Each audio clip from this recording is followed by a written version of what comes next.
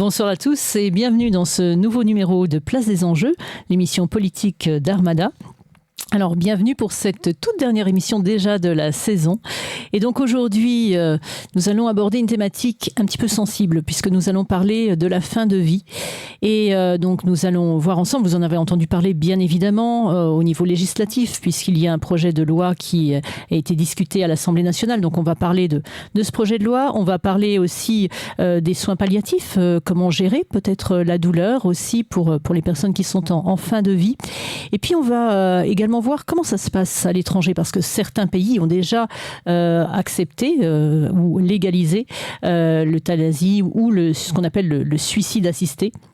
Donc on va voir ensemble quels sont les risques, les craintes et les risques de dérive par rapport à ces pratiques. Et donc je vais vous présenter immédiatement mes invités qui vont m'accompagner, qui me font le plaisir de leur venue ce soir. Alors tout d'abord à mes côtés, j'ai Majid Siossine. Bonsoir Majid. Bonsoir Florence. Alors c'est un plaisir de vous revoir, vous êtes déjà venu, c'est votre deuxième venue dans l'émission. Alors, pour vous présenter, vous êtes gériatre, vous êtes médecin acteur des soins palliatifs, vous êtes chef de service à l'hôpital suisse de Paris. Et puis, vous êtes également co-auteur d'un ouvrage dont on va parler dans quelques instants qui s'appelle « Fin de la vie, les devoirs d'une démocratie ». Donc, on en parle tous ensemble, voilà, avec nos spectateurs. Donc, merci à vous, Majid. Je vous remercie de m'accueillir. Bien. Alors, à vos côtés, donc, il va nous rejoindre dans quelques instants. C'est Romain Eskenazi, qui est député du Val d'Oise, député de la 7e circonscription du Val d'Oise, qui nous rejoint et qui est membre du Parti socialiste. Là, il est sur la route, donc il arrive et nous rejoint dans quelques instants. Donc, Majid, donc moi, je voudrais tout d'abord que l'on parle de ce livre que je vais montrer, mais que l'on a. Et j'en profite pour dire qu'aujourd'hui, à la réalisation, voilà la photo qui apparaît. Et ça, c'est grâce à la magie de notre réalisateur, qui est Anis Anaïsi et avec qui je réalise ma toute première émission en duo ce soir. Donc, merci Anis pour ton professionnalisme. Donc voilà, donc ce livre, c'est un livre collectif. C'est un livre qui a été rédigé sous la direction d'Emmanuel Hirsch, le professeur Emmanuel Hirsch, et c'est un collectif, le collectif Démocratie, Éthique et Solidarité. Alors je voudrais déjà, Majid, que vous nous disiez en quelques mots ce que contient ce livre. Il y a 72 auteurs. Et aussi, quel est l'objectif du collectif ? Le livre avait pour objet de discuter dans ce contexte un peu chargé qui vient, il faut le rappeler, après la période du Covid, oui. De cette loi sur la fin de vie et sur la manière de l'accompagner. Loi qu'on a voulu scinder en deux lois finalement, puisqu'il y avait une loi sur les soins palliatifs et une loi sur ce qu'on appelle communément, moi j'aime pas tellement ce terme de fin de vie, ce qu'on appelle communément la fin de vie. Et nous avons essayé de donner notre point de vue pour rechercher dans la diversité de profils totalement différents des opinions qui sortent des chemins battus, avec comme constante l'humanisme et le souci de l'autre. Et je crois que c'est très important parce que quelle que soit l'opinion qu'on puisse avoir sur ces questions, ce qui domine toujours et ce qui doit toujours dominer, c'est la préservation de l'humanité, même aux fins extrêmes de la vie où on peut se poser des questions sur est-ce qu'il y a encore de l'humanité dans certaines fins de vie, et le souci de l'autre, l'intérêt général, la prise en charge de ces moments très particuliers. La fin de vie, c'est une circonstance très particulière. Il faut l'avoir vécu pour comprendre de quoi on parle. Oui, et dans le livre, il n'y a pas que des professionnels de santé, il y a des témoignages aussi de personnes qui ont été confrontées. Ça peut être des conjoints, ça peut être des personnes malades. Donc vraiment, c'est un livre très riche, foisonnant, passionnant, dont je me suis d'ailleurs beaucoup servi pour préparer l'émission de ce soir. Et puis il a été dirigé par Emmanuel Hirsch, qui est un professeur d'éthique, qui a beaucoup travaillé sur ces questions, dont l'autorité sur ces sujets et l'expérience offre une garantie de valeur. Totalement, totalement, effectivement. Donc voilà, on pourra reparler bien sûr du livre. D'ailleurs, il va un peu servir de fil rouge pour toute l'émission. Alors, il faut savoir quand même, alors je sais que vous n'aimez pas le terme de fin de vie, mais gérer sa fin de vie, c'est une thématique qui est déjà ancienne. En fait, la toute première proposition de loi relative au droit de vivre sa mort a été déposée au Sénat en avril 1978. Est-ce qu'aujourd'hui, il existe une vraie demande de la population française sur ce sujet ? Alors, à l'évidence, il existe une demande de la population française et ailleurs sur ces questions. Cette question n'est pas purement française, elle est européenne, mondiale. Chacun y a répondu de manière différente, d'autres plus tôt que d'autres. Il faut par exemple citer le cas de la Suisse, où le suicide assisté est en place depuis bientôt 80 ans, enfin même un peu plus que 80 ans. Nous apparaissons peut-être pour les plus progressistes, entre guillemets, sur cette question, peut-être un peu en retard, mais il faut replacer la préoccupation de la fin de vie sur un long historique. Vous citez cette loi du Sénat, il faut dire qu'il y a déjà eu 2 lois. Il y a eu la loi Leonetti, complétée par la loi Claes-Leonetti. Voilà, ça on parlera effectivement, on va voir, il y a eu 4 lois en fait entre 99 et 2016, on va les voir dans un instant, qui justement donnaient des droits aux malades, voilà, ça on va en parler dans quelques instants, effectivement. Donc désolé, je vous ai coupé sur ce point.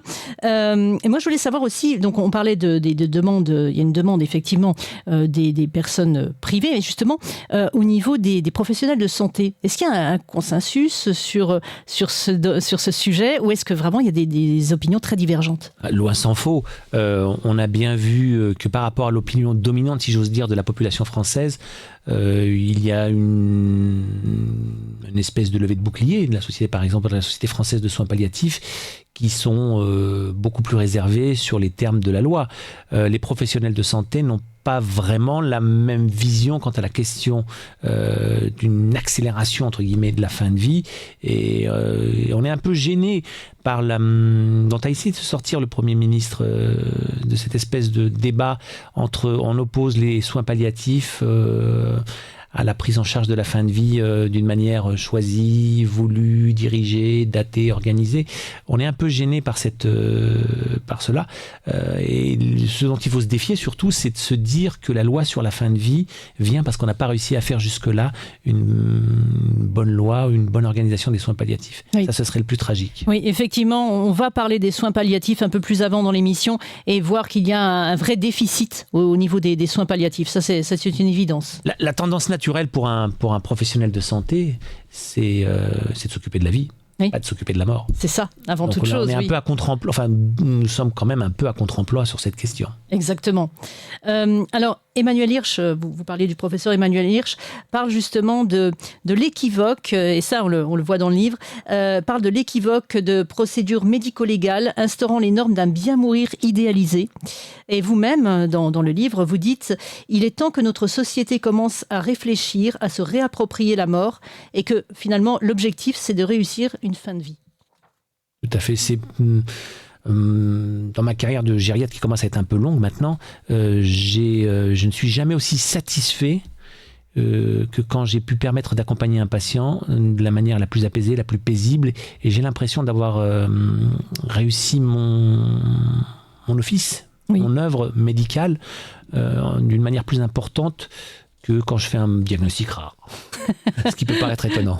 Effectivement, je comprends. Oui, c'est important. Oui, comme vous l'expliquiez plus avant. Oui. Alors, on parlait justement des lois, donc on va regarder une petite vidéo tous ensemble. Là, on va revenir en pleine caméra, voilà, plein écran, mon cher Anis. Tu vas me remettre sur ma caméra principale et je t'en remercie.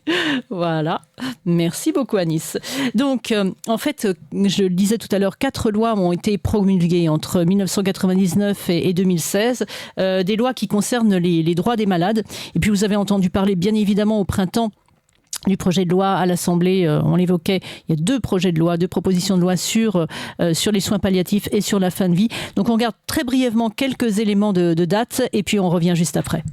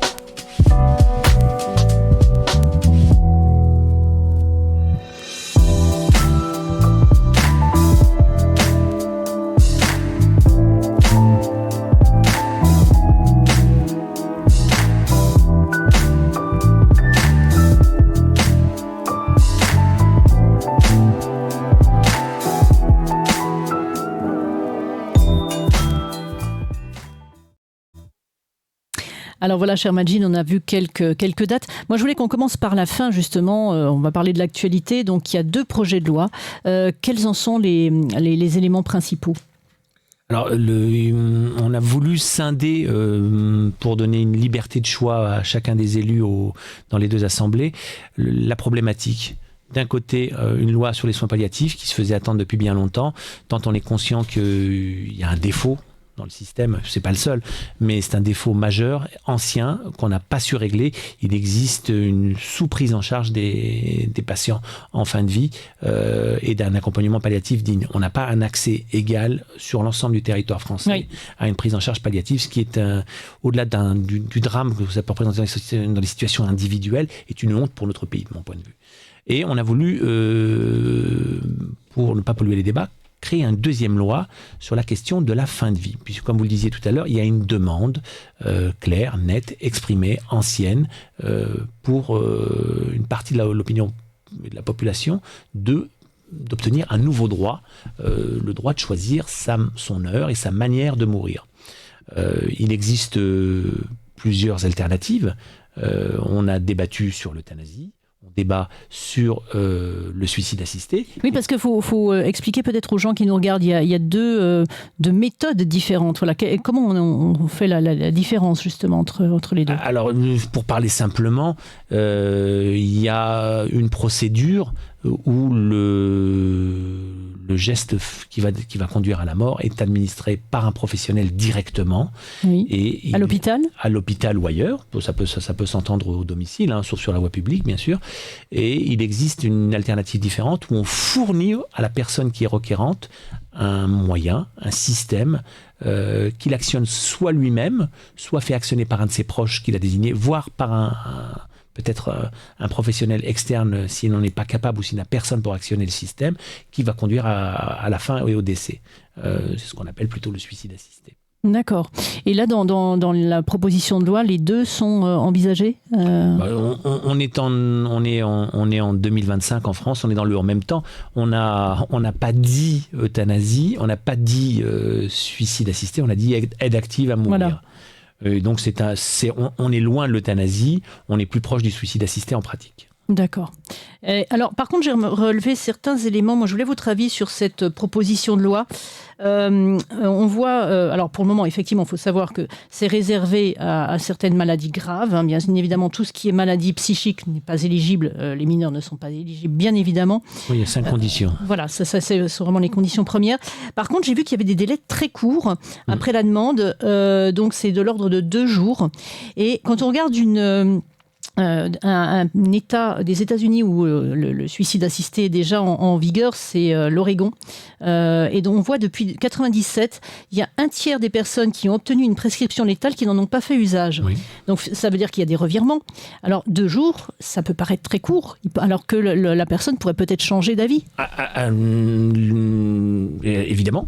On sait très bien, l'exemple de l'Oregon est frappant. On sait parfaitement que finalement un certain nombre de patients se contentent de l'idée qu'ils puissent accéder à une fin si le besoin s'en faisait sentir, sans aller jusqu'au bout, c'est-à-dire procéder à l'utilisation de ce droit. On a en France, on est plutôt sur 15 jours.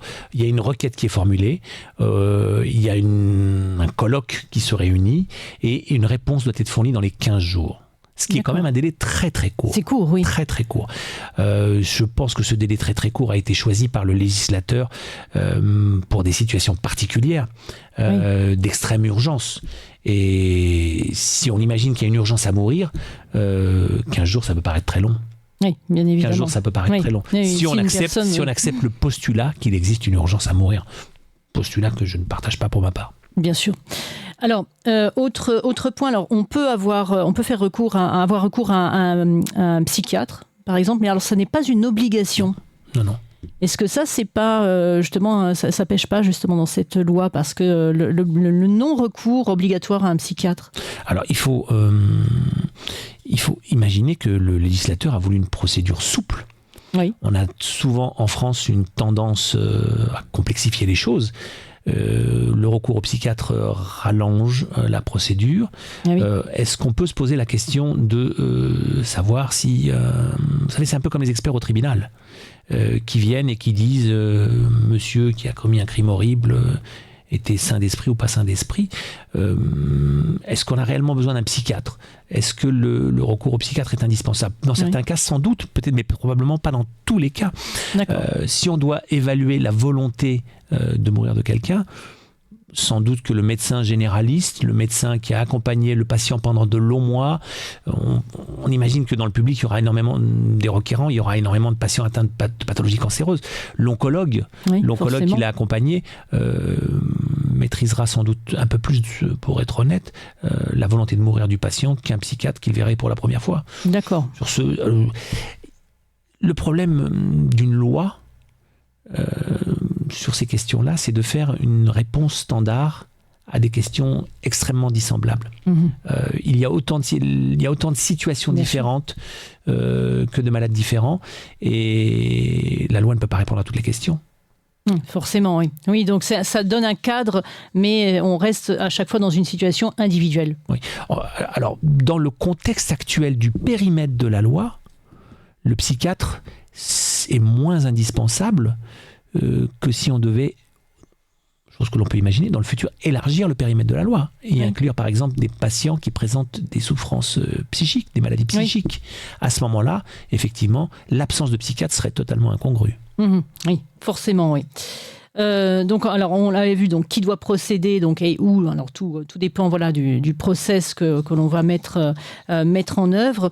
Au niveau de donc la loi, elle a été votée à l'Assemblée. Donc là, elle va être examinée au Sénat à la rentrée. Il y a eu des amendements, ou alors elle est passée, parce qu'il faut dire qu'elle avait déjà été proposée à l'Assemblée en 2024, mais elle n'était pas allée à son terme puisqu'il y a eu dissolution. Et donc, elle a été reproposé en fait dans les mêmes termes qu'en 2024. Oui, alors c'est un texte qui est porté par Falorni, qui est député du Modem, qui est très actif sur ces questions de la fin de vie depuis très longues années. Elle a donné lieu, notre invité élu de la Nation pourra peut-être en parler un peu plus que moi, puisque je ne suis pas élu de la Nation, ou du moins pas encore, a donné lieu à des débats, des amendements, des prises de bec, avec des dissensions qui peuvent passer à travers des courants politiques. On peut être de gauche et être opposé à cette question, et on peut être élu des Républicains et être très favorable c'est un choix très personnel finalement. Et d'ailleurs, on a laissé la liberté de vote à chacun, ce qui est légitime sur ces grandes questions. C'est une loi qui est extrêmement polémique. On a vu, alors à l'Assemblée, il y a encore quand même pas mal de médecins qui sont élus. On a vu des gens comme le professeur Juvin, qui est urgentiste, anesthésiste réanimateur, qui est de droite, qui est élu des Républicains, qui était farouchement opposé, qui justement, par exemple, parlait d'euphémisation, puisqu'on ne prononce pas le mot d'euthanasie ou de suicide assisté, qui s'est opposé à l'absence de psychiatre, chose que l'on faisait référence tout à l'heure, pour lui, il fallait absolument un psychiatre. Oui, évidemment, il y a eu beaucoup d'amendements, et finalement, la loi a été votée. Je pense que la navette avec le Sénat va être beaucoup plus compliquée, vu la couleur du Sénat, qui est quand même une touche un peu plus conservatrice que l'Assemblée nationale. Oui, donc ça risque peut-être de ne pas passer au Sénat. Je ne suis pas sûr que si la loi a été votée au Sénat, elle revienne de manière conforme. Oui, il peut y avoir quelques amendements, quelques corrections sur place, effectivement. Alors, moi maintenant je voudrais qu'on parle de l'existence, c'est-à-dire vous y faisiez référence tout à l'heure, ce sont les 4 lois qui sont passées cette fois-ci entre 1999 et 2016. Il y a notamment la loi de 2002, donc je voudrais que vous nous fassiez un petit panorama de ce qui est bien, les éléments importants de ces lois. Je sais que pour vous la loi de 2002 est très importante dans le traitement de la douleur. Est-ce qu'il faut d'ailleurs une meilleure prise en charge de la douleur ? La loi de 2002, ça a été une révolution. On a fait sortir la morphine des coffres-forts des pharmacies. Et quand je dis coffre-fort, le mot est faible. Les patients bénéficiaient des antalgiques les plus faibles pour soulager leur douleur.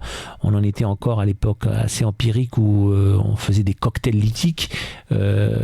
J'étais tout juste diplômé. Et je vous raconte des anecdotes. Moi, je me souviens quand j'étais j'étais jeune médecin dans un hôpital de l'Ouest parisien où on ne savait pas très bien quoi faire avec un patient, on ne savait pas comment statuer. À l'époque, on en était là. On ne savait pas comment statuer sur ce qu'on allait faire pour lui s'il se dégradait. Et mon chef de service de l'époque me dit, t'as qu'à mettre dans le dossier DSLS, comme on fait à Cochin. Je dis, mais qu'est-ce que c'est que DSLS? Il m'a dit, c'est Dieu seul le sait. Pour pas que le réanimateur entreprenne des manœuvres inappropriées dans la situation. On a quand même, en un quart de siècle, les choses ont changé d'une manière incroyable. On a appris à manier la morphine, on a appris à manier des drogues d'anesthésie qui sont disponibles. On a accès à la morphine, on a accès au midazolam, c'est une drogue d'anesthésie en ville. Il y a eu des progrès énormes en 25 ans. Ça, c'est ce qu'il faut mettre au crédit des évolutions de la société française et du paquet législatif actuel. Restait-il encore que dans certains endroits, la détection des patients qui doivent bénéficier d'une prise en charge palliative est parfois retardée, voire oubliée, que l'accès à des professionnels du soin palliatif n'est pas égal sur l'ensemble du territoire, qu'il existe une pénurie qui est une insulte pour notre pays, de lits pour accueillir les patients en fin de vie, qu'il existe des structures où les traitements administrés comme ils devraient l'être dans les règles et les canons de la médecine pour des patients de fin de vie n'est pas respecté. Je pense par exemple aux établissements pour personnes âgées dépendantes, où il y a une sous-médicalisation scandaleuse, où indépendamment de la bonne volonté de tous les professionnels, des personnels, qu'ils soient administratifs ou professionnels de santé, il y a une sous-prise en charge des soins palliatifs. Oui, alors on parlait de la douleur aussi. Il y a des listes, des listes ou des temps d'attente très longs dans certains centres, pour des consultations, ce qu'on appelle les consultations douleur. J'ai vu que ça pouvait aller jusqu'à 6 mois. Oui, bien sûr. Ce qui est colossal quand quelqu'un souffre véritablement d'une pathologie grave. Oui, bien sûr. Il y a une embolisation des consultations de la douleur. Il y a trop peu de médecins. Alors, il y a d'une manière générale, il y a trop peu de médecins en France. On est dans un trou, un hiver démographique, et cela se fera ressentir dans toutes les spécialités. C'est plus difficile à accepter quand il s'agit de la prise en charge de soins palliatifs, quand il s'agit de l'accepter pour la prise en charge de la douleur. Et il y a une sous-formation dans le cursus médical, même si les choses ont beaucoup progressé. Moi, j'ai appris des choses que je n'ai pas appris à la faculté dans ma formation. J'ai appris des choses, on apprend beaucoup par compagnonnage à l'hôpital. Moi, j'ai appris auprès de médecins qui faisaient du soin palliatif énormément de choses sur la gestion des produits comme les morphiniques, comme les produits d'anesthésie, par mes lectures, par mes formations continues, des choses qu'on n'apprenait pas à la fac. On apprend aujourd'hui un peu plus qu'on apprenait autrefois, mais ce n'est pas suffisant. Ce n'est pas suffisant. Oui, et puis la prise en compte de la douleur du patient par le praticien, c'est démocratisé. Elle s'est imposée. C'est un des éléments essentiels dans la prise en charge hospitalière. On doit assurer un dépistage correct de la douleur. Toujours est-il que ce n'est pas encore parfait. Toujours est-il que dans des établissements qui sont au bord de la noyade pour certains d'entre eux, cette prise en charge est loin d'être optimale. Et on commence à en étonner. Oui, bien sûr. Alors, dans les lois qui sont passées, on a vu qu'il y avait certaines mesures aussi donc, contre l'acharnement thérapeutique, ça qui est passé. Alors, on est sur la fin de vie, mais c'est un petit peu une approche un peu différente. Et puis, également, donc dans la loi de 2016, celle-ci autorise le recours à ce qu'on appelle la sédation profonde et prolongée, donc jusqu'au décès. Donc, je veux savoir quelle était son application et est-ce que finalement, ça, c'est pas un peu une forme d'euthanasie déguisée? Alors, ça a été une révolution. Parce qu'on a débarrassé les professionnels de santé, et notamment les médecins, de la question de la dose. Oui. C'était, pour parler très trivialement, oui, il n'est pas bien, mais si j'augmente la dose, je vais le tuer. On nous a débarrassés de ça. Ça a offert un contexte serein pour travailler. Alors, est-ce que c'est de l'euthanasie déguisée? Non, pas du tout. Pas du tout. Il faut bien faire la distinction entre une sédation profonde et une euthanasie. Pour parler très simplement, l'euthanasie, on décide qu'à telle heure, de telle manière, on va raccourcir le cours d'une vie. Oui. La sédation profonde, on réalise une analgésie, c'est-à-dire un anéantissement. Du moins c'est l'objectif, c'est-à-dire réduire à néant la douleur, et une sédation c'est-à-dire qu'on fait dormir quelqu'un de manière à ce qu'il ne soit plus conscient de ce qui se passe, et par là même, on assure l'anxiolyse, c'est-à-dire l'annihilation, la réduction de l'anxiété. Mais ce sont deux choses différentes. Vous faites une sédation profonde, ça ne conduit pas à un décès dans la minute, dans la demi-heure, dans l'heure. Ça peut durer quelques jours. D'ailleurs, c'est un des reproches qu'on fait à la loi Claes-Leonetti à cette question de la sédation profonde. On dit ça dure trop longtemps. On peut avoir ce débat avec les familles, mais combien de temps ça va durer? C'est long, on n'en peut plus, et on peut comprendre cette attente. Par contre, il est impossible, à partir du moment où la sédation a commencé, de réveiller la personne. On peut toujours revenir en arrière. Après, quel est l'intérêt de le faire? On peut... c'est réversible. Ces produits sont antagonisables. Il suffit de la lever et c'est réversible. Après, y a-t-il un intérêt à le faire? Ça peut se discuter dans des cas extrêmes, des cas très particuliers, où un enfant qui arrive, où la personne qui a été sédatée avait manifesté, si son fils ou si quelqu'un venait, qu'on le réveille pour le voir. On peut imaginer ça, bien sûr. Oui, ça pourrait être envisageable. Mais c'est réservé en tout cas à des personnes pour lesquelles le pronostic vital est engagé à très court terme, hein, bien évidemment, à l'heure actuelle. À court ou moyen terme, ça dépend de ce qu'on appelle la question du temps. Et on a bien vu que le législateur, on a bien vu que nos autorités ont calé sur la question du temps. La question du temps en médecine, moi, chaque fois qu'on me pose la question combien de temps ça va durer, je dis c'est surtout la question qu'il ne faut pas me poser. C'est la question à laquelle on ne peut pas répondre. La seule manière d'y répondre, c'est l'euthanasie. Oui, effectivement, oui, qui est comme vous le disiez, à une date prévue, voilà, bien évidemment. Justement, alors quand on parle de la loi sur la fin de vie, si elle passe, bien évidemment, sur quels critères peut-on se baser pour hiérarchiser donc qui peut avoir recours à ce dispositif légalisé de mort médicalisée, et d'une part, et comment peut-on évaluer la souffrance psychologique des personnes qui font une demande? Alors, physique. Il est évident que cette loi, elle est réservée à des situations où on estime que le pronostic vital pour des pathologies qui ne sont plus accessibles à des soins pour lesquels on ne peut plus espérer d'amélioration, c'est réservé en l'état actuel de la législation, c'est réservé à ce genre de profil. Donc ça limite bien sûr le nombre de patients qui peuvent être inclus. Ensuite, l'évaluation de la souffrance psychologique. Ce serait beaucoup plus facile s'il suffisait de faire une prise de sang avec un marqueur biologique et on aurait la réponse. Apprécier la souffrance psychologique, c'est par l'échange, c'est par la connaissance du malade, c'est par le fait de le côtoyer. Et c'est pas forcément le médecin d'ailleurs. Dans ce registre-là, on en a plus à apprendre de l'aide-soignante qui fait sa toilette ou de l'infirmière qui fait les soins que du médecin qui rentre et reste 5 minutes dans la chambre. C'est les échanges avec la famille, c'est l'intervention des psychologues. Et moi, je veux rendre hommage, j'en ai connu quelques-uns de remarquables, je veux rendre hommage aux psychologues qui font du soin palliatif, qui ont une âme très très particulière, une disposition spirituelle, une disposition personnelle très très particulière. C'est assez particulier de travailler en soins palliatifs, d'être confronté en permanence à la mort, et ça on le mesure pas, et je pense que le législateur n'en sait absolument rien.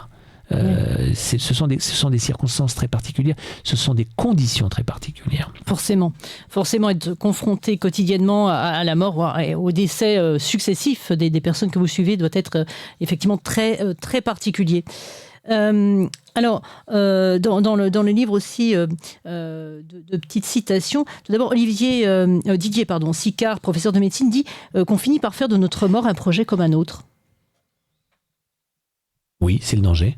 C'est ça oui. Moi, je pense que c'est un danger. Oui. On voit bien que on est dans une volonté de contrôle, une société qui est très normée, où tout est organisé.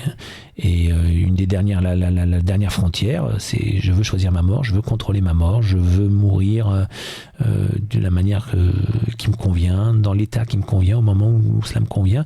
Et on peut pousser le paradoxe très très loin, puisque il me semble qu'aux Pays-Bas, on envisage que l'on puisse accéder à la mort d'une manière administrée à partir de l'âge de 75 ans, parce qu'on l'aurait choisi, parce que le paradoxe ultime, ce serait d'éviter la vieillesse.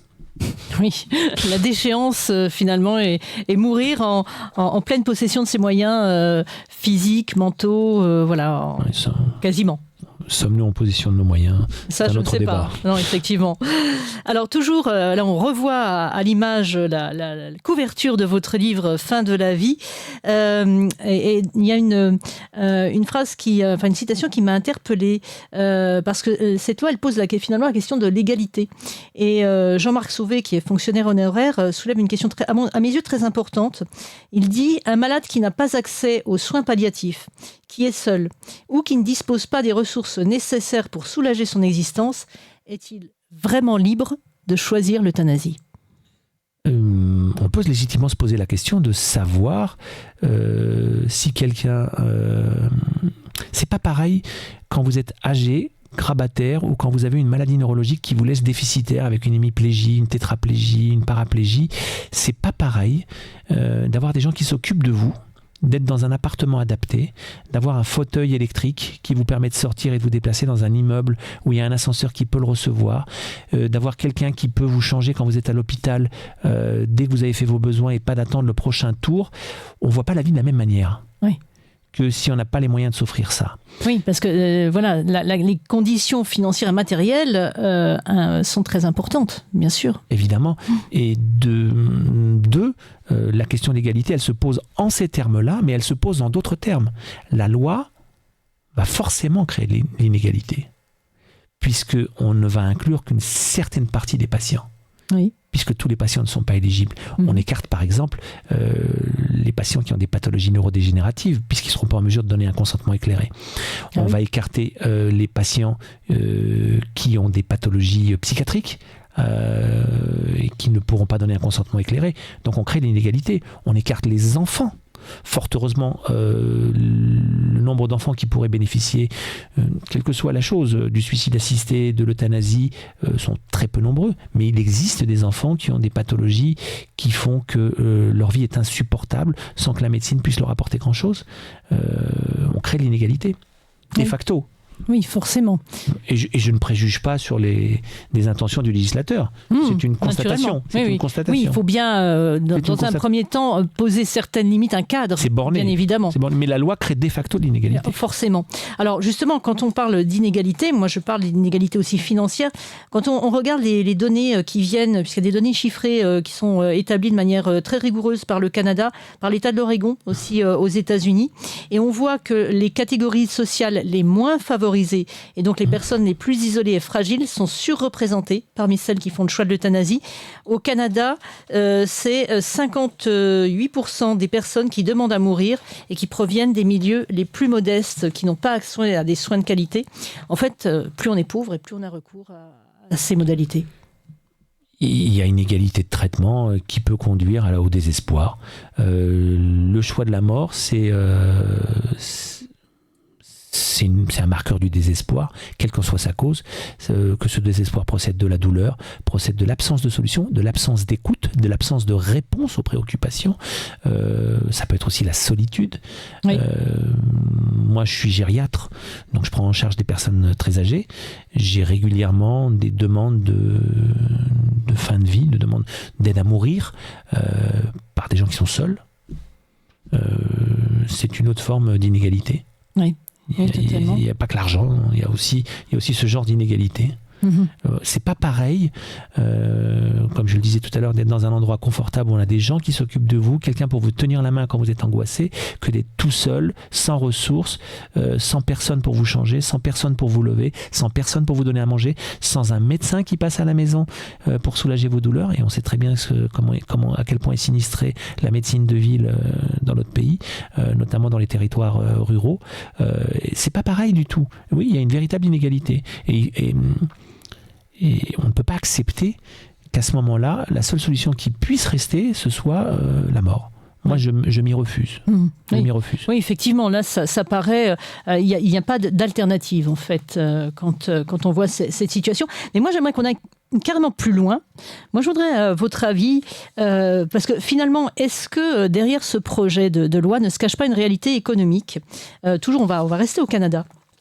Le Canada donc produit des données chiffrées et on voit que les dépenses des 6 derniers mois de l'existence sont les plus coûteuses pour l'assurance maladie. Et donc, potentiellement, l'aide à mourir serait une source d'économie non négligeable.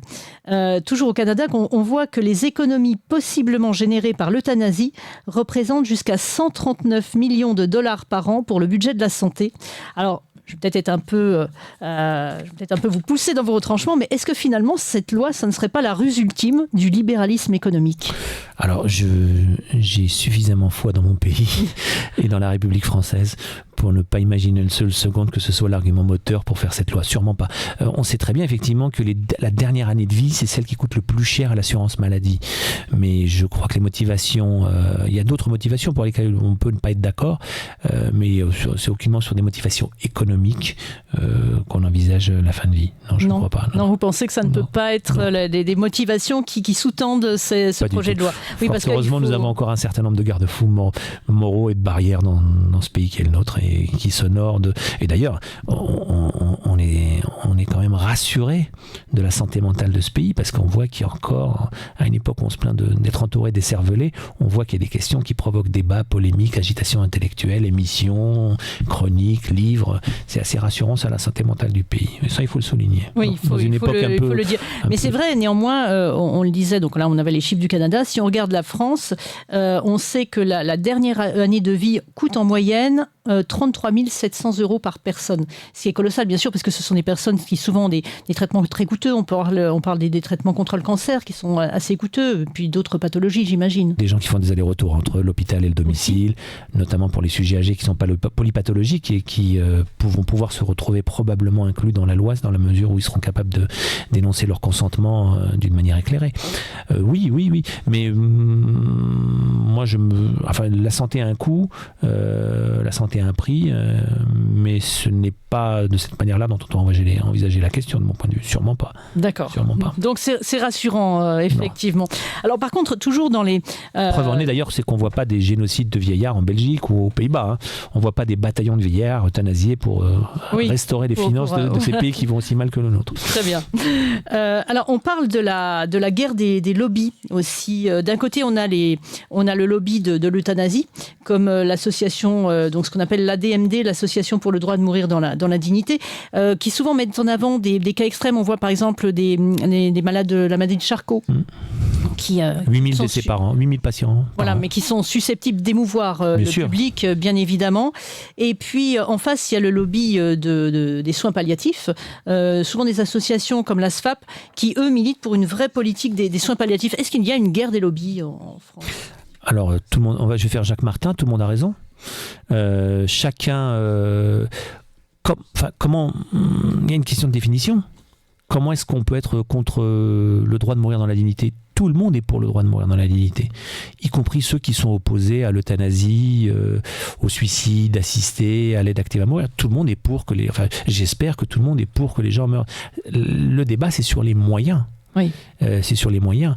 La Société française de soins palliatifs estime que, en l'état actuel, à quelques exceptions près, parce que il faut pas méconnaître l'existence de situations particulières où probablement la loi actuelle ne répond pas de manière satisfaisante. Oui. Et c'est là où on peut avoir des zones où les gens qui ont des points de vue opposés peuvent se rapprocher. On en parlait tout à l'heure. Il y a une banalisation de la mort avec un désir, une volonté de choisir la manière, le moment, l'heure de sa mort. Il n'y a pas de jugement moral à porter sur ça. Bien sûr. C'est un choix individuel. Oui. Après, c'est un débat de la société. On peut s'y opposer, on peut être d'accord. Mais je pense qu'il y a un point sur lequel tout le monde doit être d'accord. C'est trouver la manière la plus honorable, la plus efficace, la plus égale pour tous de mourir dans la dignité. Et mourir dans la dignité ne veut pas dire forcément le suicide assisté, l'euthanasie ou autre. c'est bien d'autres choses, c'est beaucoup plus large. Oui, et on va y venir dans quelques instants, voilà, en parlant des soins palliatifs. Alors, je vais faire une petite interruption et pour accueillir celui que nous attendions, c'est Romain Eskenazi. Bonsoir Romain, je vous laisse vous installer en plateau. Merci de nous rejoindre. Bonsoir docteur, bonsoir Florence, vraiment désolé pour mon retard. Non mais voilà, je sais, voilà, vous aviez des impératifs personnels, effectivement. Donc merci à vous d'être avec nous ce soir. Alors, je vous ai présenté tout à l'heure pour les spectateurs, mais je vais vous représenter une nouvelle fois. Donc Romain, c'est un plaisir de vous revoir sur le plateau, puisque c'est votre deuxième participation, tout comme Majid, à l'émission. Donc voilà, on est heureux de vous revoir. Donc vous êtes député de la 7e circonscription du Val d'Oise et vous êtes membre du Parti socialiste. Tout à fait. Voilà, alors nous avons évidemment commencé à parler de ce vaste sujet qu'est la fin de vie. Vous-même, alors vous avez assisté au débat, j'imagine, au sein de l'Assemblée nationale. Déjà, je voulais savoir, au sein du Parti socialiste, est-ce qu'il y a un consensus sur ce sujet ou alors est-ce que ça relève uniquement de l'opinion, de la décision personnelle ? Alors, il me semble que l'ensemble des groupes, sans exception à l'Assemblée nationale, a laissé une liberté de vote individuelle sur ce texte-là. Ce n'est pas seulement le cas du Parti socialiste, parce que ce qui touche à l'éthique, ce qui touche à la déontologie personnelle, on a tendance à ne pas donner de directives de groupe. La cohésion de groupe est très importante pour peser de tout son poids au sein de l'Assemblée nationale, mais il y a des exceptions. Même si on a vu quand même un petit peu une différence droite-gauche se dégager finalement dans les votes. Vous avez beaucoup plus de votes contre au Rassemblement national, par exemple, qu'il n'y en a eu dans les partis de gauche. Au sein du Parti socialiste, de mémoire sur 66 députés, je crois qu'il y en a 2 ou 3 qui ont voté contre. Oui. Ça reste très minoritaire. La majorité des députés socialistes se sont prononcés pour le droit à la fin de vie étant une revendication que nous portions depuis plusieurs années. Et c'était une démarche tout à fait transpartisane qu'avait portée Olivier Falorni, qui était le rapporteur de ce texte, qui a travaillé pendant des années et des années à travers un tour de France de très nombreuses auditions. C'est pour ça que j'ai un peu de mal à entendre que la loi était un petit peu précipitée, parce que pour le coup, il y en a qui le sont. Là, celle-là, j'ai quand même eu le sentiment qu'elle faisait l'objet d'un travail de fond et assez consensuel et transpartisan. En tout cas, moi, j'ai voté pour, mais effectivement, et je le respecte parfaitement, j'ai 2 ou 3 collègues qui se sont prononcés contre ce texte. Oui. Et est-ce qu'il y a eu beaucoup d'amendements par rapport... Alors c'est vrai que, comme on l'a expliqué avec Majid, c'est une loi qui avait déjà été proposée en 2024 et qui n'avait pu aller à son terme du fait de la dissolution de l'Assemblée. Donc j'imagine qu'à l'époque, il y avait déjà eu des amendements. Est-ce que là, il y a eu beaucoup d'amendements sur le projet tel qu'il a été présenté initialement ? Alors, il y en a eu, à la fois en commission et dans l'hémicycle. Mais je dois bien dire que j'ai trouvé que les débats étaient vraiment de bonne tenue. Ça ne vous aura pas échappé, vous qui êtes une observatrice avisée de la vie politique. L'ambiance dans l'hémicycle est un peu électrique en ce moment, sur de très très nombreux sujets, souvent, avec des invectives extrêmement virulentes et puis une fracture assez forte entre les 3 blocs finalement qui composent aujourd'hui l'Assemblée nationale. J'ai trouvé que les débats étaient plutôt dignes, plutôt respectueux des opinions des uns ou des autres, des considérations des uns ou des autres, mais un certain nombre d'amendements étaient apportés, notamment pour renforcer un petit peu les garde-fous, parce qu'effectivement, et je crois que c'est ce que vous évoquiez quand je suis arrivé en plateau, il peut y avoir, et on peut constater dans un certain nombre d'autres pays, une forme de dérive. Alors, c'est pas massif, mais ça peut exister, et je considère que la loi qui a été adoptée par le Parlement, en tout cas par l'Assemblée nationale en France, est beaucoup plus restrictive que que la loi en vigueur au Canada, en Belgique ou en Suisse, justement pour, quitte à ne pas traiter tous les cas, et j'entendais docteur qui disait qu'effectivement il y a un certain nombre de cas qui ne rentrent pas dans la loi actuellement, et un certain nombre de Français qui pourraient ressentir une forme de déception, de frustration, parce qu'ils auraient aimé pouvoir avoir ce droit et qu'ils n'y auront pas le droit avec la loi telle qu'elle est construite. Mais il me semblait important d'avoir une loi qui soit la plus encadrante possible, qui ait le plus de garde-fous possible à travers ces 5 fameux critères, effectivement, et notamment celui le plus important, c'est le consentement libre et éclairé du patient, c'est-à-dire l'exclusion de ce qu'on appelle les directives anticipées pour le droit à la fin de vie. C'est-à-dire qu'il y a quand même beaucoup de Français qui disaient si moi j'ai un accident de voiture et que je tombe dans un coma profond, que je me réveillerai jamais, etc., je souhaite pouvoir avoir la fin de vie. Ce ne sera pas possible avec ce texte parce qu'il faut qu'à l'instant même, le patient puisse exprimer son consentement libre et éclairé. Et il y a également, qui a été rajouté en commission, ce fameux délit d'entrave qui n'était pas dans la loi initialement, qui a été rajouté en commission, qui a fait beaucoup de polémiques. Moi, pour avoir lu le texte, ce délit d'entrave existe également pour l'IVG.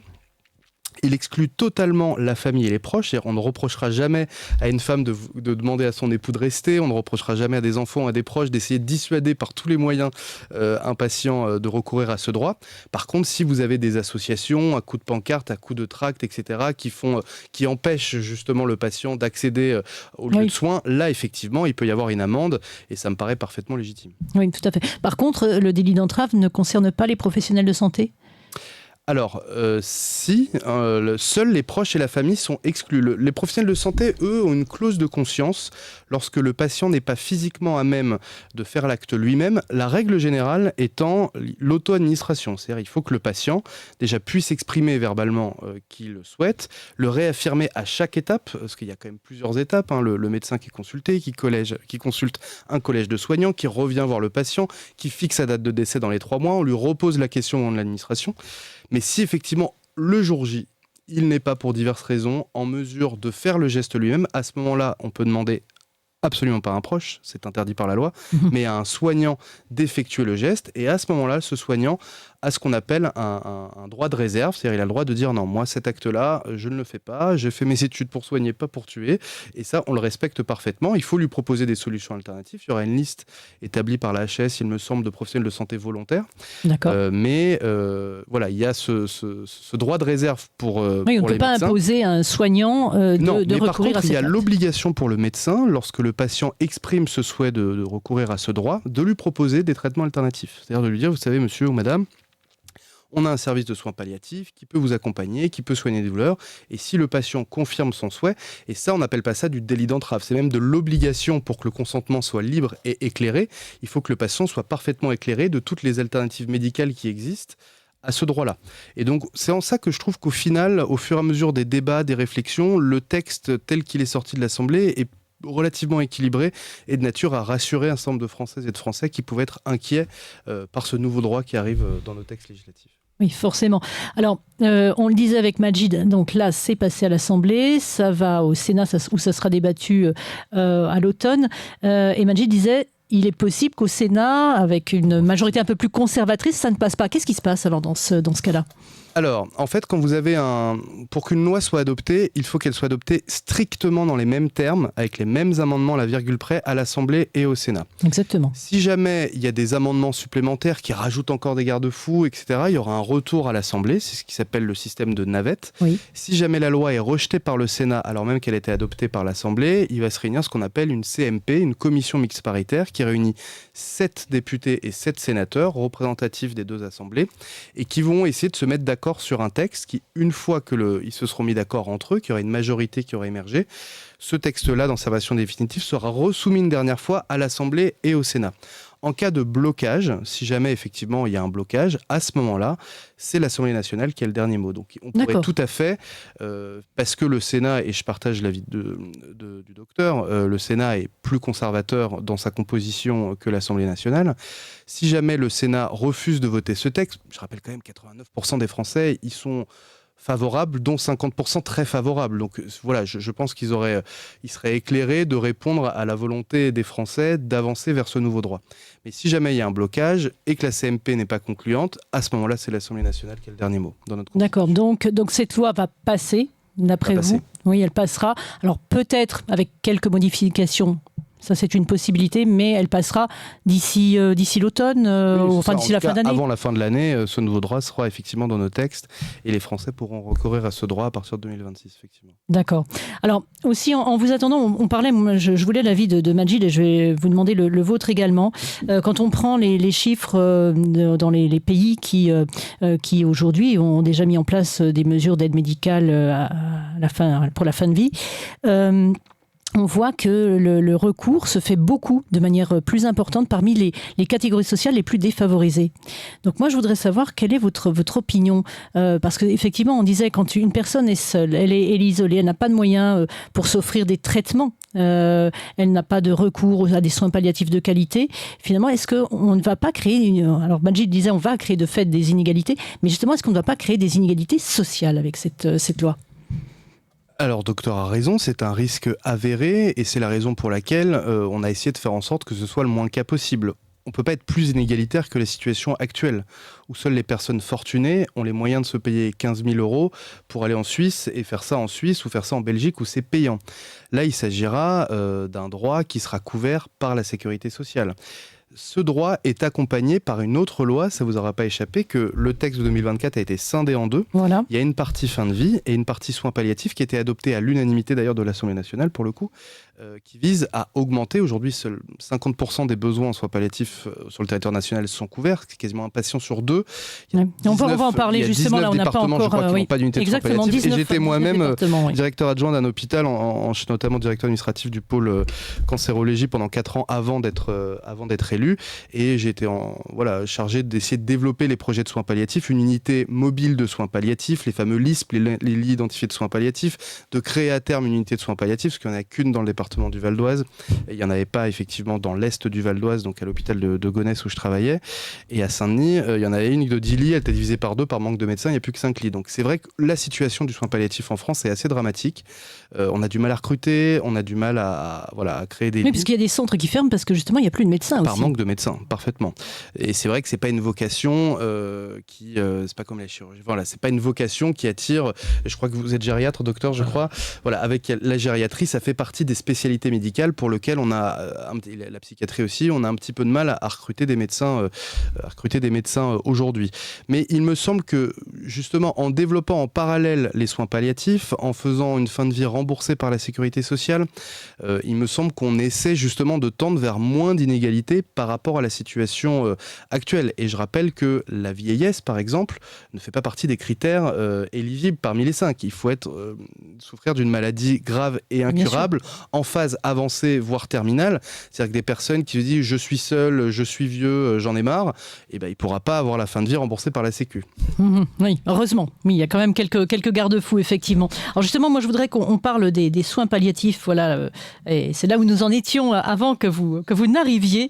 Quand on regarde les chiffres, près de 500 personnes meurent chaque jour en France sans avoir pu accéder à des soins palliatifs. Donc ça, c'est effectivement, c'est dramatique. Donc on le disait, il y a 19 départements qui sont totalement dépourvus de centres de soins.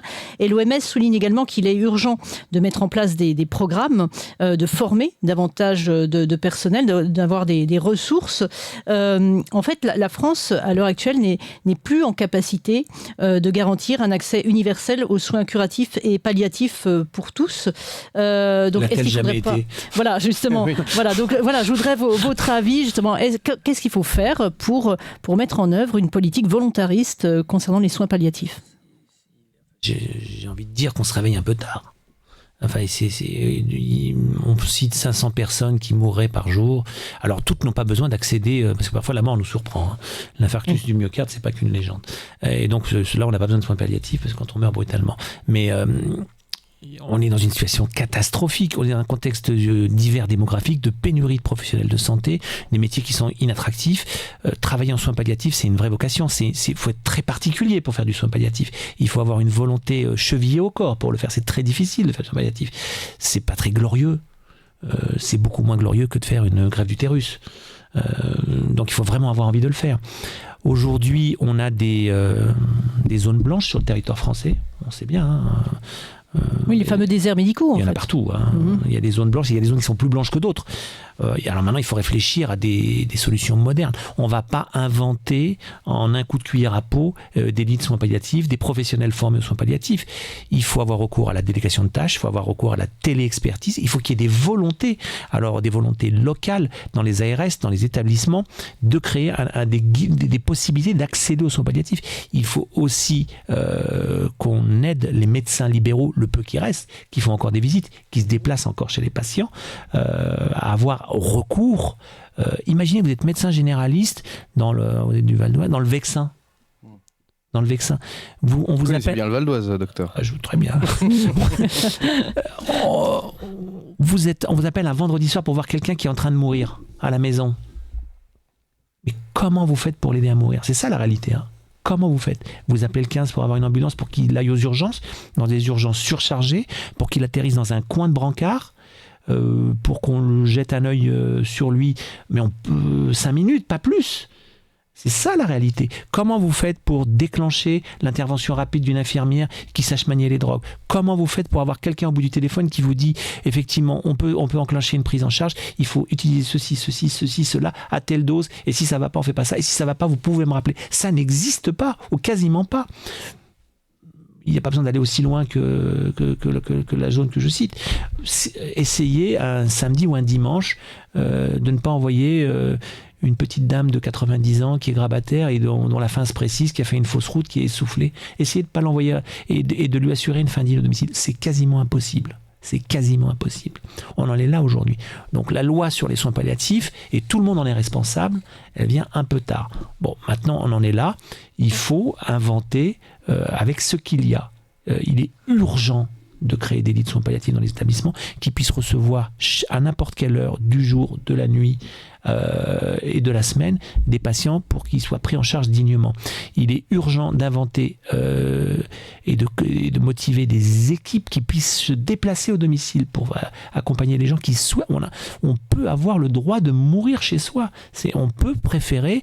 Il faut imaginer ça, qu'on puisse avoir envie de mourir à la maison avec son mari, son fils, sa fille, qui vous tient la main dans les derniers moments, et qu'on n'ait pas envie d'aller mourir dans une chambre d'hôpital. On peut avoir le droit, si on a été contraint d'entrer dans une maison de retraite, de mourir correctement. Oui. On n'en est pas là. Notre pays n'est pas capable d'offrir cette chose-là aujourd'hui. Oui. Alors, c'est une question. Alors, il y a la question des moyens financiers, bien sûr. Alors, quand même, dans les aspects positifs, il y a un rapport de la Cour des comptes qui est paru en 2023 qui soulignait que la France a fait des progrès au niveau de l'offre, quand même, qui aurait augmenté de 30% depuis 2017. Donc là, il faut quand même souligner ce point. Les dépenses en elles-mêmes aussi auraient augmenté de 24,6%, donc soit 1,5 milliard d'euros en 2021. Là, on se rapprocherait des pays, de la moyenne haute des pays de l'OCDE. Mais ça reste assez insuffisant. Si on parle uniquement des moyens financiers, il y a aussi la stratégie décennale 2024-2034. C'est un plan qui annonce 1 milliard d'euros sur 10 ans. Mais 1 milliard d'euros, ça représente seulement 6% du budget des soins palliatifs. Donc finalement, là, on est de toute manière trop en deçà financièrement. Et puis, il y a les moyens humains. Est-ce qu'il faut à la fois des moyens financiers et puis des moyens humains, des moyens peut-être repenser complètement le système de soins? C'est sûr. Alors moi, c'est ce qu'on m'a demandé de faire à l'hôpital où je travaillais, dans l'attente d'avoir une réelle unité de soins palliatifs, donc de 10 lits avec 2 médecins spécialisés. C'est ce qu'on appelle, donc ça s'appelle parfois les UMSA ou les équipes mobiles de soins palliatifs, c'est-à-dire créer des lits de soins palliatifs dans les services qui existent déjà à l'hôpital.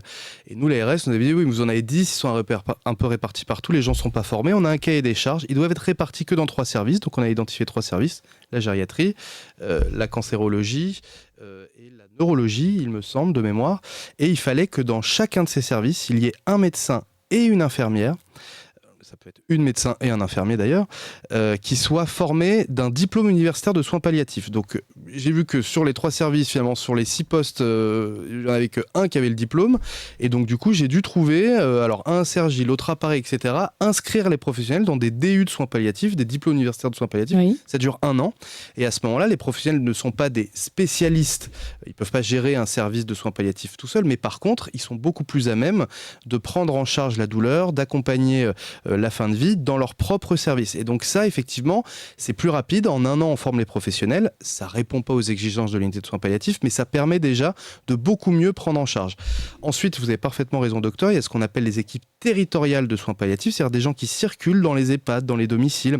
Donc vous avez un médecin, une infirmière qui va passer à domicile, prodiguer des soins si besoin.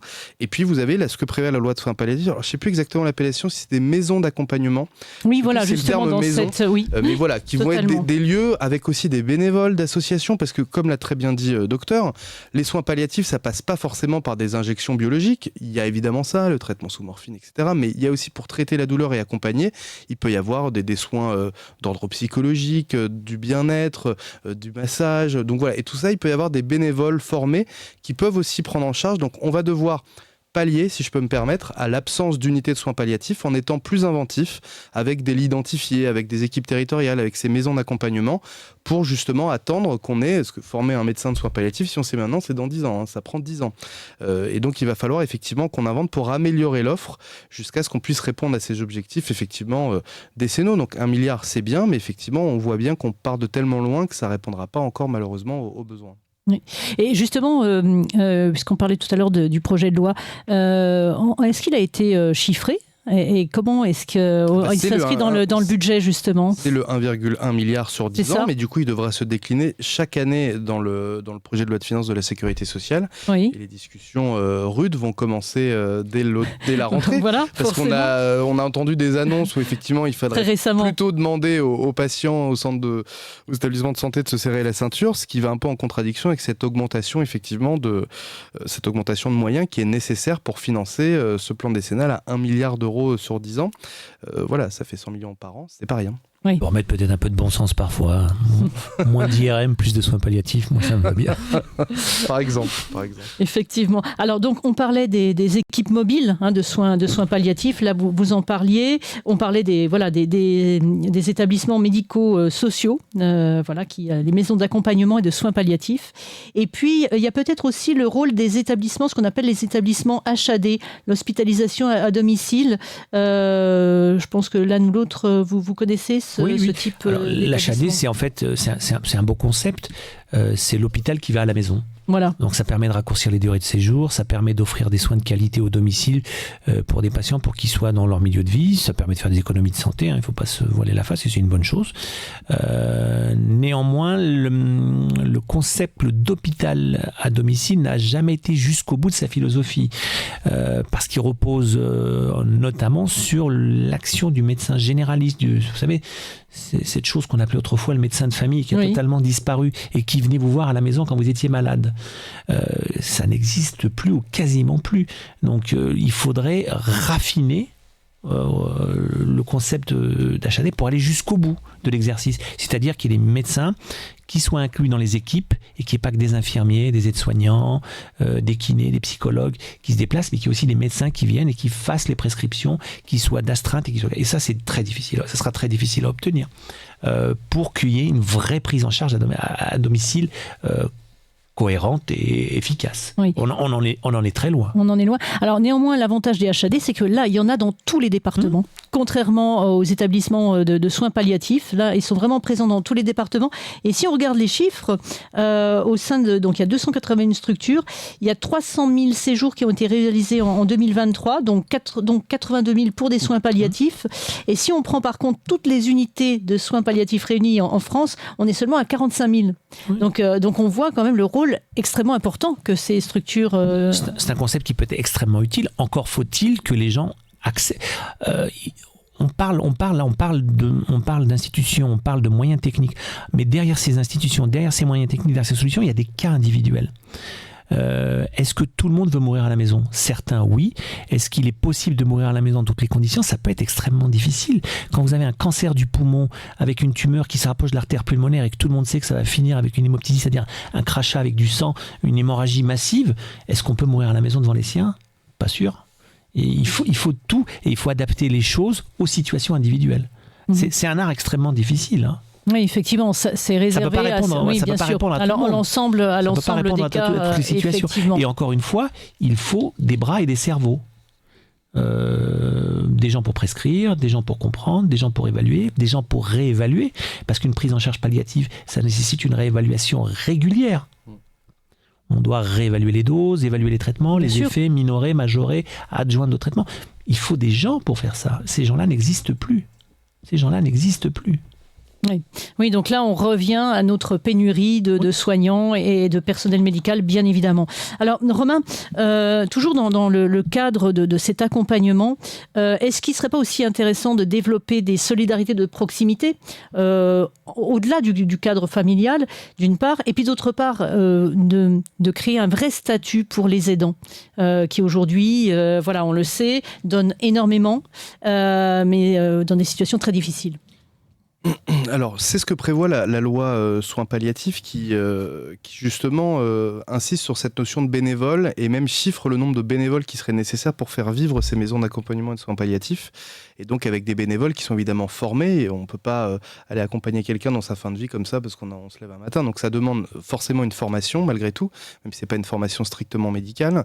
Donc la loi prévoit bien de s'appuyer sur ces réseaux de bénévoles qui pourraient intervenir et soulager des choses qui n'ont pas forcément à être faites ni par un aide-soignant, un infirmier et encore moins un médecin. Ce serait plus de la présence De la présence, de l'accompagnement. Je vous dis, il y a même aujourd'hui en unité de soins palliatifs, c'est-à-dire une unité médicalisée, oui. Vous avez des soins de massage, vous avez de la médiation, vous avez tout ça qui peut faire en sorte d'accompagner le plus dignement possible et d'avoir un bien-être même dans les derniers jours du patient. Et ça, il y a une partie qui peut et qui doit être faite effectivement par des bénévoles. Votre deuxième question, elle est très différente, mais c'est un vrai sujet. Je ne voudrais pas me tromper, mais je crois qu'il y a 11 millions d'aidants en France, c'est le dernier chiffre que j'ai en tête. Et effectivement, moi j'ai encore parlé à des gens, alors il y a pour la fin de vie, mais pas que pour la fin de vie, pour un enfant très lourdement handicapé. Vous avez des personnes qui sacrifient littéralement leur carrière, leur vie professionnelle, leur vie personnelle et qui se retrouvent sans argent.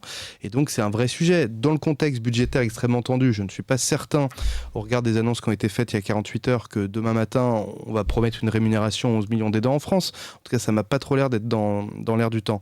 Mais néanmoins, c'est un vrai sujet. Moi, j'ai rencontré des gens dans ma circonscription qui effectivement ont dû renoncer à leur travail, renoncer à leur carrière, renoncer à leur rémunération pour s'occuper d'un proche, voire très proche, qui était en difficulté. Donc le statut, un réel statut accompagné d'une rémunération de l'aidant, c'est effectivement un vrai sujet parce que paradoxalement, si finalement l'aidant est rémunéré, voire même un petit peu formé, il peut même soulager un certain nombre de passages à domicile de l'HAD parce qu'on peut faire des soins vraiment primaires, encore une fois. Bien sûr. Soignants, infirmiers, médecins, ce sont des métiers, mais il peut y avoir des soins du quotidien qui peuvent éventuellement être faits et ça peut soulager du passage d'équipes plus spécialisées qui effectivement se consacreront à des cas un peu plus durs.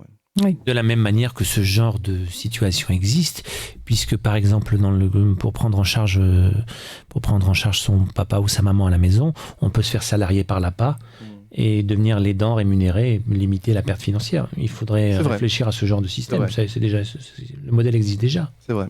Oui, donc il faut perfectionner ce qui existe et puis aller plus loin dans ce contexte, effectivement.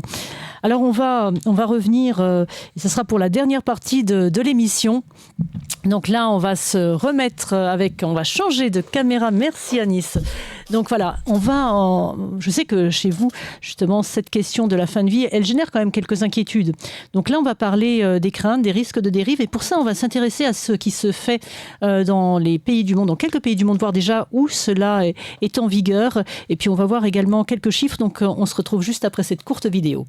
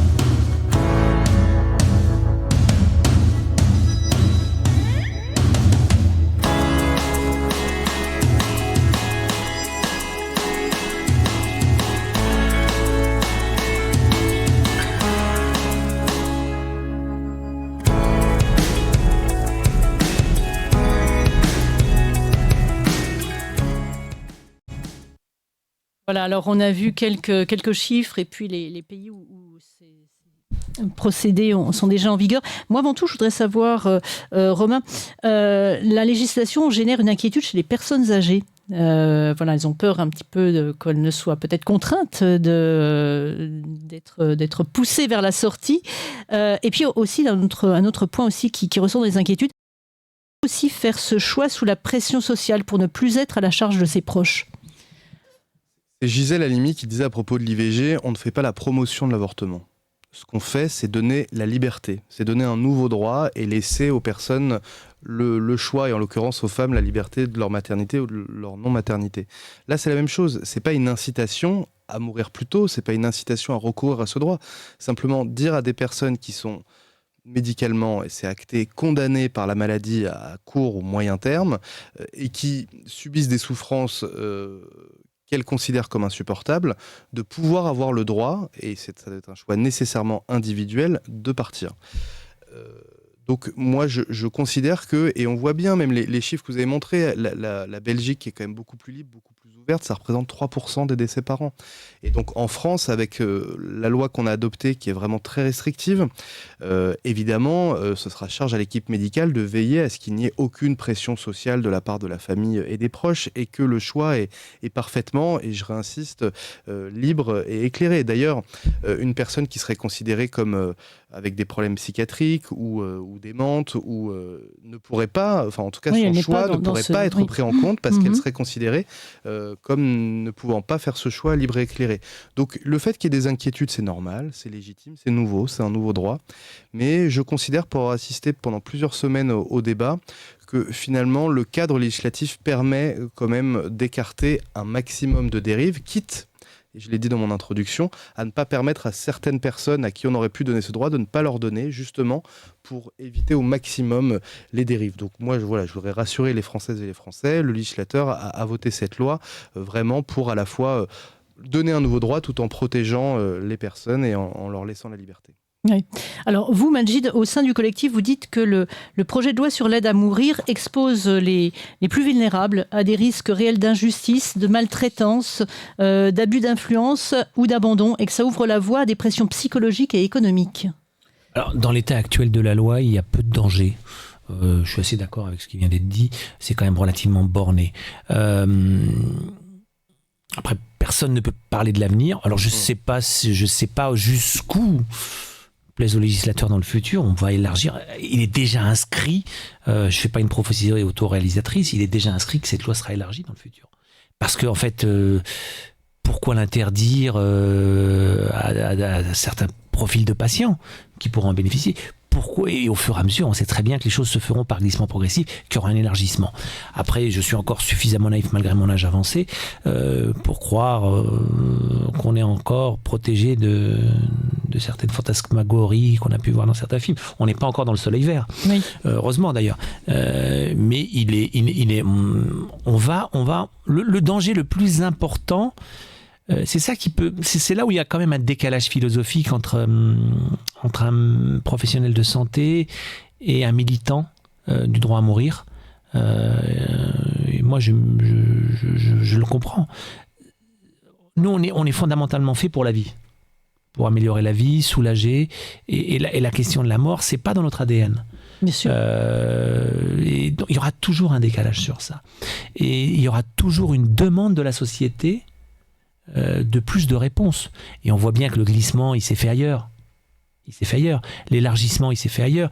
Aux Pays-Bas, vous le savez sans doute mieux que moi, je crois qu'on est en train de discuter sur un accès au droit à mourir à partir de 74 ans, sous le simple fait qu'on a atteint cet âge-là. L'élargissement est déjà inscrit, tout est possible. Alors, quel garde-fou notre pays, notre société sera en mesure de mettre en place face à une pression de la société, une pression des médias, pression de lobby dont vous parliez, de militants, je ne sais pas. Oui. Je ne sais pas. Oui, alors justement, oui, parce qu'on voit mais en l'état actuel, il y a peu de risques de dérive, il faut être honnête. Là, si la loi passe... C'est quand même relativement borné. À court terme, on va dire, effectivement, à court terme. Néanmoins, quand on le voit d'ailleurs dans le livre, c'est bien cité, il y a Pascal Fabre, qui est médecin, qui dans tous les pays ayant légalisé l'euthanasie, les actes sont en constante augmentation. Les critères de sélection initiaux s'élargissent progressivement, c'est ce que vous disiez l'un et l'autre. Et donc, justement, quelle limites faut-il fixer ? Alors, si on prend par exemple le cas de la Belgique, on peut donc se faire euthanasier en cas de maladie mentale grave. Et on a vu par exemple des cas de jeunes femmes qui avaient une vingtaine d'années, qui souffraient d'une dépression très, très grave et qui ont pu se faire euthanasier. Et même chose, alors depuis 2014, toujours en Belgique, l'euthanasie pour les enfants qui sont atteints de pathologies graves et qui ont des souffrances importantes est également autorisée. Donc, quelles sont les limites, en fait, à ne pas franchir ? Les limites de la morale, mais est-ce que la morale veut... Qui peut définir la morale ? Est-ce que la morale veut encore dire quelque chose ? Les limites du bon sens, est-ce qu'il y a encore du bon sens ? Les limites de l'humanité, les limites de l'humanisme. Il faut en tout cas que ça ne devienne pas un service marchand. Ça existe ailleurs. On paye en Suisse pour accéder. Il ne faut pas que ce soit un service marchand. Il ne faut pas que ce soit un service où on ne puisse pas s'assurer du libre choix de celui qui va bénéficier de la procédure. Et il ne faut pas que ce soit quelque chose qui soit contraint. Ou quelque chose qui obéisse à d'autres logiques que les logiques essentielles du soulagement, de la préservation de la dignité et la sauvegarde de l'humanité. Oui. Après, une fois que j'ai dit ça, j'ai rien dit. Oui, ça reste un peu vague. Je ne vous cache pas, effectivement, ça donne des grandes lignes, effectivement, à ne pas franchir. On ne peut donner que des grandes lignes. Mais moi, en tout cas, je partage l'avis de docteur que il est quand même assez probable, et je compare avec l'IVG tout à l'heure, au même titre que l'IVG s'est élargi dans ses critères avec des semaines qui ont augmenté, il est même fort probable que dans les années qui viennent, il ne s'agit pas de l'année prochaine, dans les années qui viennent, les critères s'élargissent. Moi, le premier que je vois qui était vraiment au cœur des débats et qui est revenu sur plusieurs amendements qui ont été rejetés, notamment par le rapporteur Olivier Falorni, non pas qu'il était contre fondamentalement, mais justement pour essayer d'avoir le consensus le plus large sur la loi, c'est la question de la directive anticipée. C'est de dire, voilà, moi je veux pouvoir choisir de recourir à ce droit par avance. Et si jamais il m'arrive un accident et que mon pronostic vital est engagé, etc., mais que je ne peux pas le formuler parce qu'il se trouve que je suis dans le coma, là, effectivement, je pense que c'est l'évolution la plus probable. L'évolution que vous décrivez en Belgique, très franchement, nous, on a vraiment tous tenu vraiment à écarter notamment les maladies psychiatriques. Qui peut dire aujourd'hui, et quel médecin peut dire aujourd'hui qu'une dépression est irréversible ? De dire que, ah non, là, vous avez 20 ans, mademoiselle ou madame, l'état de votre dépression est irréversible, vous ne guérirez jamais de cette dépression et donc on vous laisse le droit de mourir. Il y a quand même beaucoup de dépressions et fort heureusement, les gens en reviennent. Bien sûr. Quand vous avez un cancer du pancréas en phase terminale, c'est quand même beaucoup moins probable que vous en reveniez 20 ans plus tard. Donc voilà, moi je pense qu'il y a un cadre qu'il faut conserver. Et je vous remercie, docteur, en tout cas, d'avoir considéré que dans l'état actuel du texte, les risques étaient minorés, mais je partage votre avis, la loi va évoluer et il faudra que le législateur soit en constante vigilance pour éviter effectivement ces dérives sociales, notamment que vous décrivez. On va avoir 3 écueils sur lesquels il ne faudra pas s'écraser. C'est les maladies neurodégénératives, les patients qui ont des maladies d'Alzheimer ou des démences apparentées, les malades de psychiatrie et la question des enfants. Et c'est là où on voit que la loi ne peut pas répondre à toutes les questions et que la loi génère de l'inégalité. Par honnêteté intellectuelle, je comprendrais parfaitement qu'on aide à abréger le cours de la vie, peut-être d'un enfant qui n'est pas soulagé et qui a une tumeur cérébrale, qui a 9 ans. C'est une souffrance insupportable pour ses parents, c'est une supportable pour l'équipe soignante, c'est peut-être aussi pour lui, même s'il est sédaté, une souffrance insupportable. On pourrait imaginer qu'on élargisse la loi pour ce genre d'enfant. Je ne suis pas favorable à ça, mais intellectuellement, ça pourrait se défendre. Bien sûr. Mais on a tous en mémoire l'affaire Vincent Imbert. Et ce à quoi vous faisiez référence, c'est l'affaire Vincent Imbert. Ce jeune homme qui a eu un accident de la circulation, qui est resté des années dans le coma, avec une famille qui se déchire, une partie qui veut qu'on arrête les soins, une autre partie qui ne veut pas des procédures judiciaires. On pourrait imaginer que chacun écrive, dise si je suis dans telle condition, je suis dans telle condition, je veux qu'à ce moment-là, on arrête tout pour moi. Ça peut se défendre intellectuellement. Est-ce que c'est bien ? Est-ce qu'on doit accompagner ça ? Alors, la question, elle est beaucoup plus complexe que ça. C'est qu'est-ce que c'est que la mort dans notre société ? Qu'est-ce que c'est ? Est-ce qu'on doit tous être beaux ? On doit pas tous être beaux, souriants, sans rides, sans avoir vieilli, avec notre tête ? Après tout, en quoi gênent les démons ? Si les déments sont pris en charge, accompagnés, qu'on s'occupe de leur bien-être physique, de leur bien-être mental, qu'on leur donne à manger, est-ce qu'ils posent un problème à la société? On revient sur la condition première qui est l'accompagnement des personnes. C'est pas pareil d'être dans une maison de retraite confortable, où vous avez un espace où vous pouvez déambuler toute la journée, où on vous met de quoi manger parce que quand vous marchez toute la journée, vous avez faim, on s'occupe de vérifier que vous avez bu, qu'on vous change dès le moment où vous avez souillé votre couche. C'est pas pareil. En quoi gênent les déments? On voit plus de petits trisomiques. Oui. Moi, j'ai un neveu qui a une trisomie 21 qui est adorable. Sa mère aurait pu choisir, elle a choisi de le garder, mais on voit plus de trisomique 21.